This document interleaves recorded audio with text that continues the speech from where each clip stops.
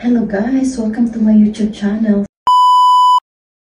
So on today's video guys, mag-lunch pero ang akong tiyan magkarabulay gid today. So first, mag-MX3 ang matanda. So ipapakita ko sa kanya guys kung anong lunch ko. Wala kasi akong ganang mag-order.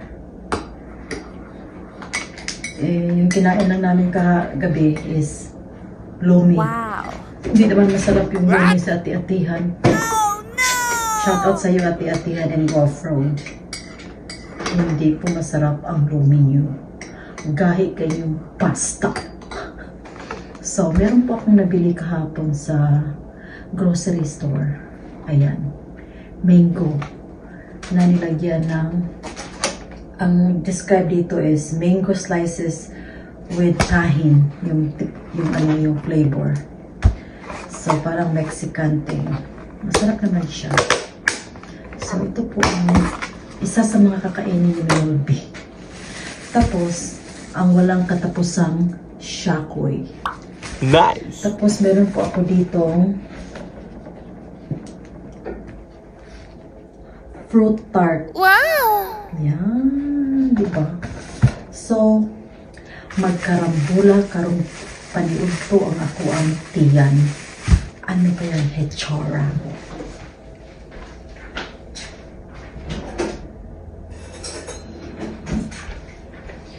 Yun ang taga ma-share ko guys, kasi yun ang talaga ang dala ko.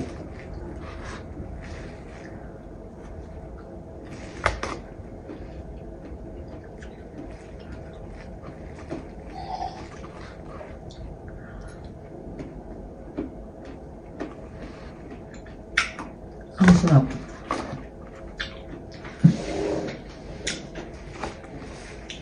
Masarap ditong fruit tart guys. Kasi pangatlong beses ko na itong nakabili.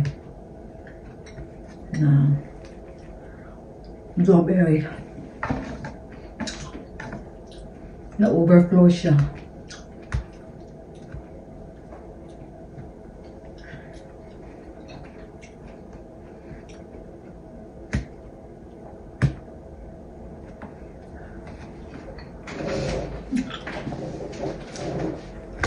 So, I'm sure magkarambula ang ating blueberry. Ang ating tiyan diyan. Kasi,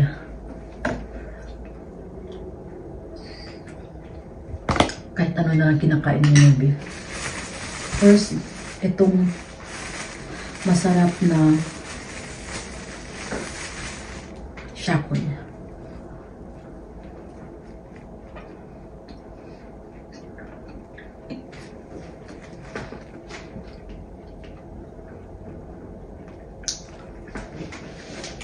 Ang dami kong biniling shakoy guys. Kasi hindi ko naabutan paggabi. Pag umaga naman ako magpunta doon, ang daming shakoy. Pag umaga naman ako, umaga ka-scouting pa lang. Of course, hindi siya available. Hapon, kasi off ako. So, nagpunta ako. After ako nagpa-carwash sa sakyan ko. So, nakalimutan ko namang mag-video kahapon. Video na sana yung magpa-carwash. Tapos nag-vacuum ko sa inside car. Pero wala eh. Ang sarap na siopaw, shakoy.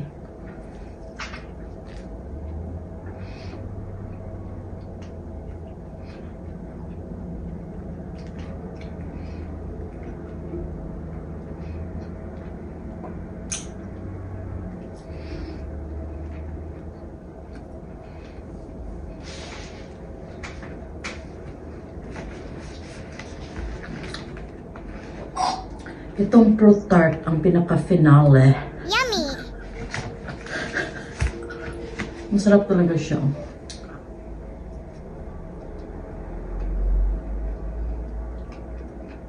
Itong ano natin yan sa sa peso, 500. Yung fruit tart.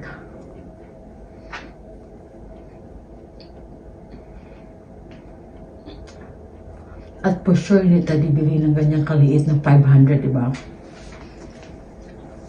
Kaya hindi magkasya sa ating family.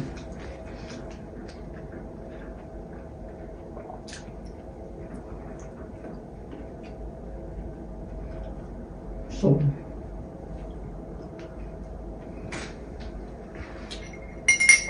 di ba? Iba-ibang kinakain ni Minulbi. Ayan ang ating fruit tart. Ayan ang ating mango. At ayan ang shakoy. Ano talaga ang life? Napagod ka na rin kumakain ng meat.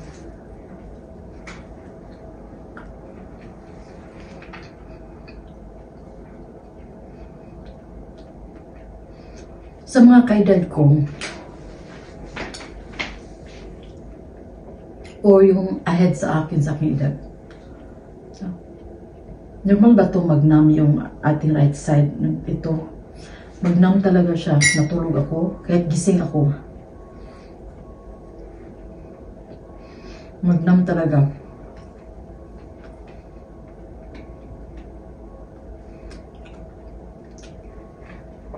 Parang nag-worry na rin ako sa health ko.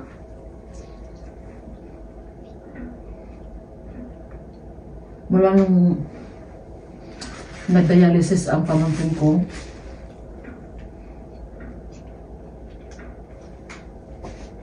paranoid na si Melody.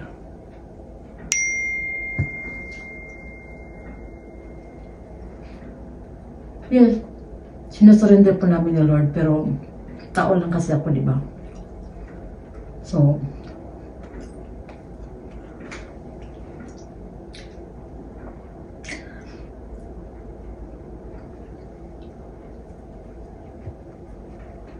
kaya medyo nag-worry din ako.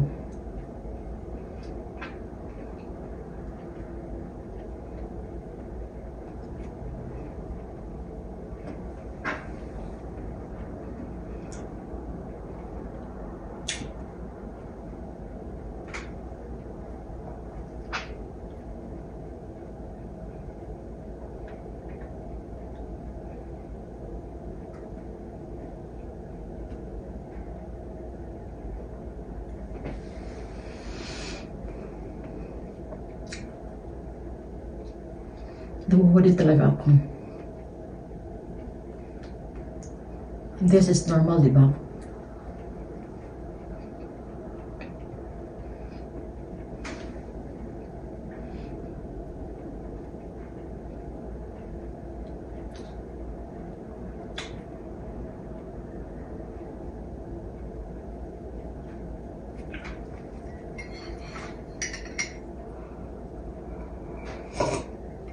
It's not easy. Kaya kayo mga bata, mga younger generation,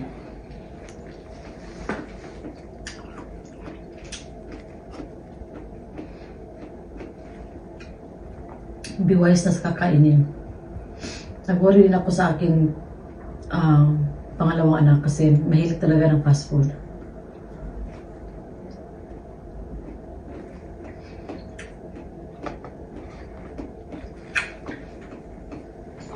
At saka soft drinks, grabe talaga. Masarap ng mangga.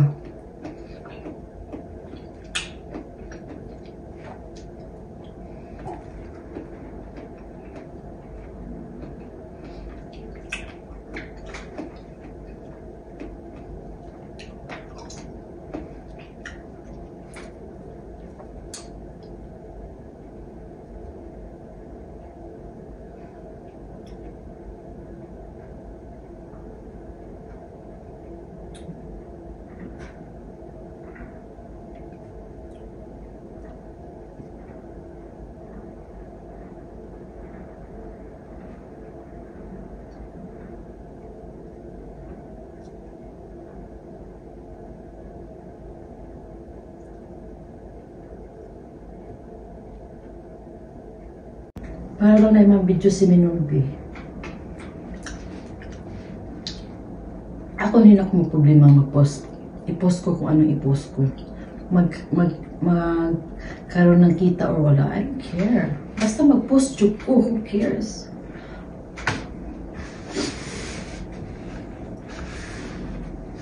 Basta ako mag-post joke ko. Trivia lang guys. Yung trabaho namin sa Glencoe noon, yung kasama ko, dinala ko dito sa trabaho ko dito. Panggabi siya.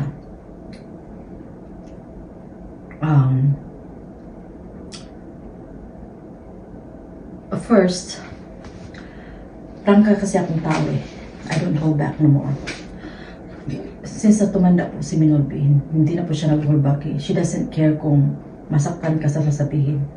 Sasabihin ko, I don't care. Basta pagsabihan kita.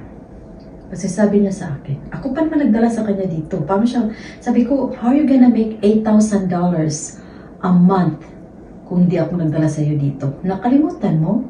Kasi sabi niya, I should let her know kung hindi ako magtatrabaho ng weekend. I said, sino ka ba? Boss ka ba? Na kakiber ka lang. Pareho sa akin. Why should I have to let you know? It's really none of your business. That's my business. That's my daytime job. I can put whoever what I want sa chef ko. Your business is your business at night. So, sabi ko, Gina, do you forget? I have to remind you, I think. Sabi ko sa kanya, ako magdala sa'yo. Don't forget that. But not asking you to pay me or to, like, luluhod ka sa akin kasi ako nakatulong sa'yo, kumikita ka ng 8,000 a month. I don't want that. But, we have to have a boundaries. I respect you. You respect me. Kasi patas ako. Pareho tayong caregiver. Then, hindi lang ako nagreklamo sa kanya. Kasi yung pang-weekend na caregiver na nagtrabaho sa chef ko, lagi siyang nag-iwan ng hugasan. Dapat yung breakfast na kinakainan ng aking amo, sa kanya yung chef. So she need to wash all of it. Kasi ako sa night shift, sa dinner time, pagdating niya, I know 100%, 1,000% wala siyang makikitang hugasan or garbage. Kasi before my shift ends, hinugasan ko lahat, nilagay ko lahat sa dishwasher, at saka I empty all the garbage bag, you know, can or something. Diba? Kaya ako, ayoko may masabi yung mga nagtrabaho sa ibang chef. Oh my God, si Mary. Si Mary yung pangalan ko dito. My God, si Mary, nag-iwan siya ng trabaho. Ayoko ng ganyan. Ever since, sa ibang trabaho ko, ever since, hindi talaga ako nag-iwan ng trabaho ko sa iba. Kahit gaano kapakita ka close. Si Ate Carol, binigyan ko rin siya ng day dito. Alam na alam namin ni Ate Carol, hindi kami ganun eh. Hindi kami nag-iwan ng trabaho para ipasalo sa ibang chef. No way! Ayaw namin ng ganun. So I texted the son. Kasi din, nagka-bed sore ang matanda. In her shift, of course, it happens at night time, sabi nga ng nurse. It would never happen during the day kasi lagi nag-move ang matanda. I always give her exercise, naglalakad kami, kahit ano nag-move. So, bed sores only happens at bedtime. Pag hindi mo tinuturn o gana-gana. So, kahapon, kasi nga nagreklamo yung day chef sa panggabi, nag-text ako sa anak. So, ang resolve sa anak is, I have to put down what needs to be done sa night shift. O, doon nilagay ko. Dapat she has to change the sheets once a week. She has to put the dirty clothes on the laundry and turn it on. And she has to wash the dishes on the breakfast time.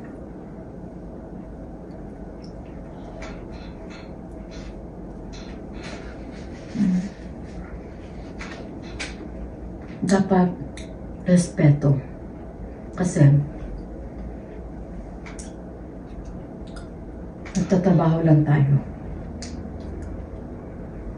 Dahil sino na makabusal ka.